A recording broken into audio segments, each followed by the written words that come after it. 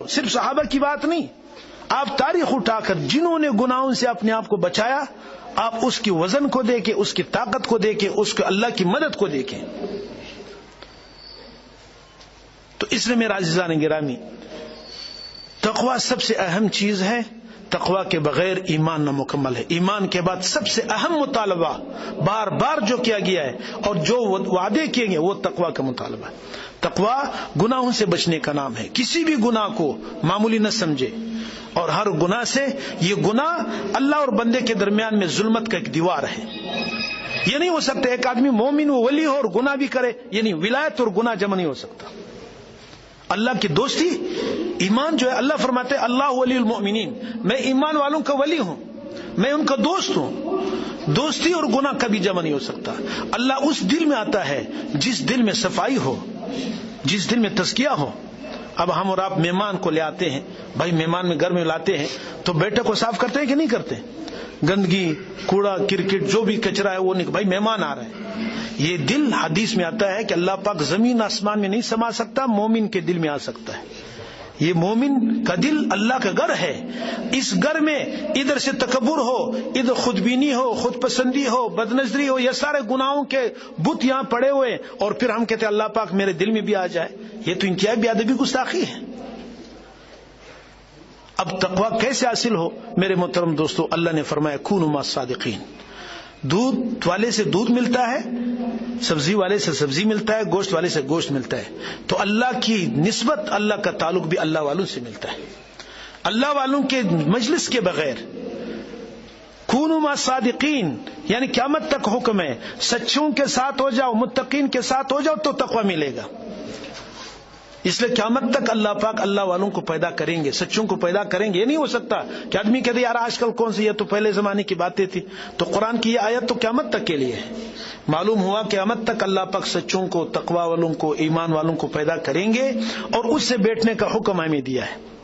اور جنت کا داخلہ اسی پر موقوف ہے۔ اللہ فرماتے ہیں فَادْخُلِي فِي عِبَادِي وَادْخُلِي جنتی، میرے بندوں میں داخل ہو جاؤ، میرے ایمان والوں، میرے عاشقوں میں داخل ہو جاؤ، پھر جنت میں جاؤ گے۔ تو اس لیے میرا عزیزان گرامی، اس کا ترتیب یہ ہے کہ ہم، ایک تو یہ ہے کہ انسان یہ سوچتا ہے، شیطان یہ سو، یار اتنی زندگی تو گزر گئی، اب تو سارا گناہوں میں گزر، اب کون کر سکتا ہے؟ یہ بھی شیطان کا دھوکہ ہے۔ اللہ نے توبہ اتارا ہے۔ اللہ پاک ان اللہ یحب التوابین، توبہ کس کا نام ہے؟ پچھلے جو ہم سے گناہیں ہو چکی ہے، جو ہم سے خطائیں ہو گئی، جو کالے کام ہو گئے، اس پر ہم دل جان سے اللہ سے توبہ کریں۔ اللہ کی محبت توبہ کرنے والوں کے ساتھ، اس لیے مایوس نہ ہو، پریشان نہ ہو، شیطان کے دھوکے میں نہ آئے۔ جو بھی مرد ہو عورت ہو، اللہ کے سامنے دل سے اخلاص کے ساتھ اپنے گناہوں کو یاد کر کے، اے اللہ یہ بھی میں نے کام کیا، یہ بھی میں نے غلطی کی، مجھ سے یہ بھی غلطی ہوئی، میں تو بندہ ہوں، اے اللہ میرے ساتھ نفس و شیطان ہے، اگر آپ معاف نہیں کریں گے کس کے در میں جائیں گے؟ کبھی ایسی دعا تو مانگے تو دل خوش ہوگا، طبیعت خوش ہوگی۔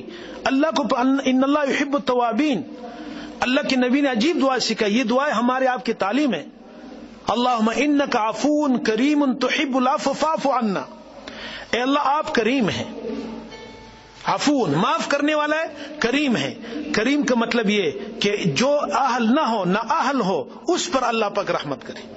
ایک آدمی مستحق ہے، ایک آدمی مستحق بھی نہیں ہے۔ اللہ کی ذات کا نام، ایک صفت اللہ کی کریم ہے۔ کریم اس کو کہتے ہیں جو بالکل نہ اہل ہے، کسی کام کا نہیں، نکما ہے، پھر بھی اللہ پاک اس پہ رحمت کرے، یہ کریم ہے۔ یہ صفت اللہ کے پاس، دنیا میں کسی کے پاس یہ صفت نہیں۔ تو اللہ آپ کریم ہیں، تحب العفو، معاف کرنے کو پسند کرتا ہے۔ عفو کریم تحب العفو، معافی آپ کی پسندیدہ چیز ہے، اے اللہ ہمیں معاف کر دے۔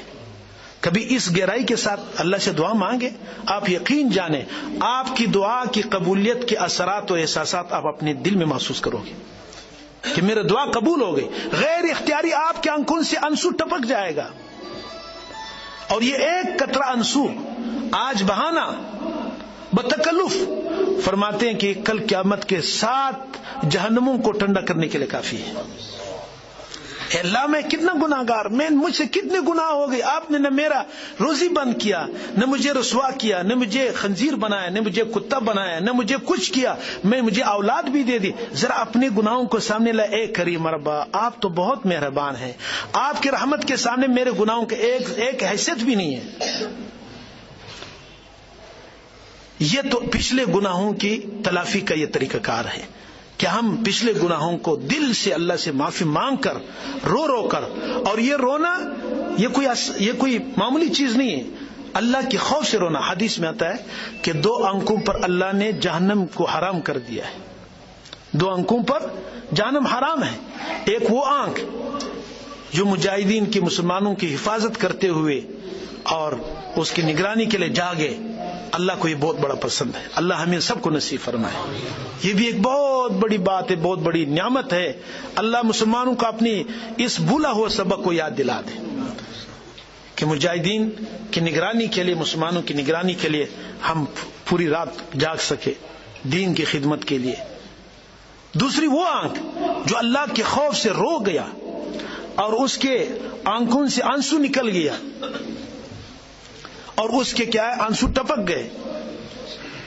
فرمایا کہ جس آنکھ سے آنسو نکل گیا، اور ہمارے اکابر نے یہ مشہور ہے کہ جب اس کو رونا ہوتا تھا اللہ کے سامنے، اس آنسو کا اپنے سارے بدن پہ ملتے تھے اور اپنے چہرے پہ. فرمایا کہ حدیث میں آتا ہے جو اللہ کے خوف سے آنسو نکل گیا، اس چہرے پر اللہ پاک اس آنکھ پر جہنم کو حرام کر دیتا ہے. آج ایک قطرہ آنسو جو مکی کے سر کے برابر ہے، اور ایک حدیث میں تو اس سے بھی عجیب بات ہے، سبحان اللہ. فرمایا کہ اگر پہلے تو اللہ کے سامنے اپنی گناہ کی معافی مانگتے ہوئے رو، اگر رو نہیں سکتے فتبا کو رونے والے کی شکل بناؤ. رونا نہیں آتا ہے، رونا تو انسان کے اختیار میں نہیں ہوتا ہے. جب نہیں آتا ہے تو فرمایا کہ رونے والے کی شکل بناؤ. اس شکل پر بھی اللہ کو پیار آتا ہے، اللہ اس کو بھی رونے میں قبول کرتا ہے. اللہ کتنا کریم ہے، کتنا رحیم ہے. آج کل کوئی جعلی چیز کسی کو دے دو، اس کو غصہ ہوتا ہے کہ نہیں ہوتا ہے؟ اصلی رونا نہیں آتا، ہم جعلی رونا پیش کریں. اللہ کو یہ جعلی رونا بھی پسند ہے. اللہ اتنا کریم ذات. پھر یہ تو پچھلے گناہوں پر معافی ہو.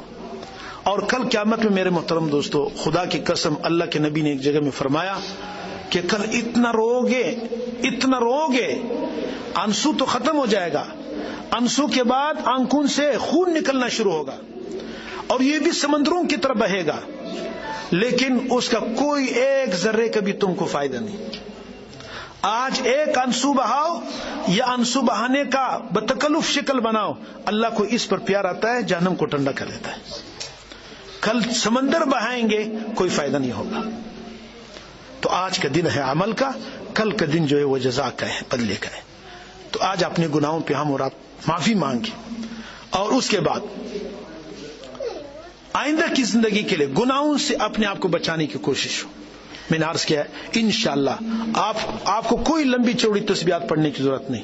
5 وقت فرض نماز کی ادائیگی کرے اور فرائض کی ادائیگی کرے اور گناہ سے بچے. خدا کی قسم آپ کا یہ نماز، یہ وہ نماز ہوگا، یہاں سجدہ ہوگا، یہ عرش پر پہنچ جائے گا. اور یہ ایسا نہیں کہ صرف میں زبان سے کہہ رہا ہوں، آپ اپنا تجربہ کر کے دیکھیں. گناہوں سے اپنے آپ کو محفوظ کرے، ہر گناہ سے، چھوٹا ہو، بد نظری سے، گالی گلوچ سے، غیبت سے، جھوٹ سے، بہتان سے، حرام خوری سے اپنے آپ کو محفوظ کرے. پھر آ جائے 2 رکعت نماز پڑھے، سیدھا سادہ پڑھے. اس 2 رکعت کی نماز وہ ہوگی جو آپ نے سنا ہوگا صحابہ کرام کا جو کیا تھا. یہ اس وقت یہ صحابہ کے ساتھ خاص نہیں ہے، یہ تو اللہ پاک اپنے اس قیامت تک کے لیے دین ہے. حضرت علی رضی اللہ عنہ، اس کے پاؤں میں تیر پھنس گیا کسی جہاد میں، تو لوگ اس کو نکالنے تھے، وہ نہیں نکال سکے، تکلیف ہو رہی تھی، دکھ رہا تھا. پھر لوگوں نے کہا کہ اس کو نماز پڑھنے دو، اس کو نماز پڑھنے دو، نماز پڑھنے دو. جب نماز کے لیے کھڑا ہو گیا تو اس کو تیر بھی نکال گیا. بعد میں پوچھا کہ کیا ہوا؟ ان کے تیر تو نکل گیا. ان کے ہمیں تو پتہ بھی نہیں چلا. یہ نماز تھی میرے پیارو. تو انشاءاللہ وہ ان کی تلاوت کیسے تھی؟ تلاوت پہ اس کے قرآن کے آسمان کے فرشتے اترتے تھے. ایک صحابی نے عرض کیا اللہ کے نبی رات کو کھڑے ہو کر نماز پڑھے، تلاوت کر رہے قرآن کی. وہ گھوڑا باندھا ہوا تھا، اس کے ساتھ اس کا بچہ تھا، تو جب بھی تلاوت شروع کرے وہ گھوڑا شور شروع کرے. 2-3 مرتبہ اس کے بعد میں اس کو خوف ہو گیا کہ ایسا نہ وہ بچے کو رون نہ ڈالے. تو پھر صبح آ کر حضور صلی اللہ علیہ وسلم کے سامنے عرض کیا اللہ کے نبی پتہ نہیں رات میرے ساتھ کیا ہوا, میرے گھوڑے کو جب بھی میں قرآن شروع کرتا تھا تو گھوڑا بدک جاتا تھا, پھر میں نے اس بچے کے خوف سے اس کو تلاوت ختم کر دی. حضور نے فرمایا اس ذات کی قسم جس نے مجھے حق دے کر بھیجا, یہ 4 آسمان کے فرشتے تھے تیری تلاوت سننے کے لیے آئے تھے. ان کی تلاوت ایسی اس لیے کہ گناہ نہیں تھا, گناہ کا تصور بھی نہیں تھا. آج ہمارے آپ کی تلاوت سے, ہمارے آپ کی دعا سے, ہمارے آپ کی نماز سے, عمرہ کر کے آتے ہیں, سب کچھ کر کے زندگی میں کوئی تبدیلی نہیں. جھوٹ جیسے پہلے بول رہے ابھی بھی وہ بول رہے, غیبت کر رہے, بدنظری کر رہے, گانا سن رہے, یہ سارے حرام. اور نہ یہ اس لیے کہ جان نکل گیا. اس کی مثال حضرات یہ دیتے ہیں جیسے بہترین کھانا رکھا ہوا ہے, آپ کو بھوک بھی لگا ہوا ہے, مشروبات ہے, فروٹ ہے, کھانا ہے, پلاؤ ہے, سب کچھ ہے, لیکن ابھی آپ کھانے کے لیے ہاتھ نہیں بڑھائے, ایک آدمی نے آ کر ایک قطرہ زہر یا ایک قطرہ پیشاب اس پہ ٹپکا دیا, ختم ہو گیا کہ نہیں ہوا؟ کوئی کھا سکتا ہے؟ قابل کھانے کے نہیں رہے. تو اس طرح میرے مطلب نماز اچھی, روزہ اچھا, زکوٰۃ, حج, یہ سب اچھے ہیں, لیکن اس کے اندر روح کیا ہے؟ تقویٰ سے آئے گا, گناہ سے بچنے سے. جب گناہ سے بچ گئے انشاءاللہ پھر معمولی آپ کی یہ ذکر یہ براہ راست عرش تک پہنچتا ہے. میں نے عرض کیا کہ گناہ اور اللہ کے بندے کے درمیان میں یہ ایک رکاوٹ ہے, ایک ظلمت ہے.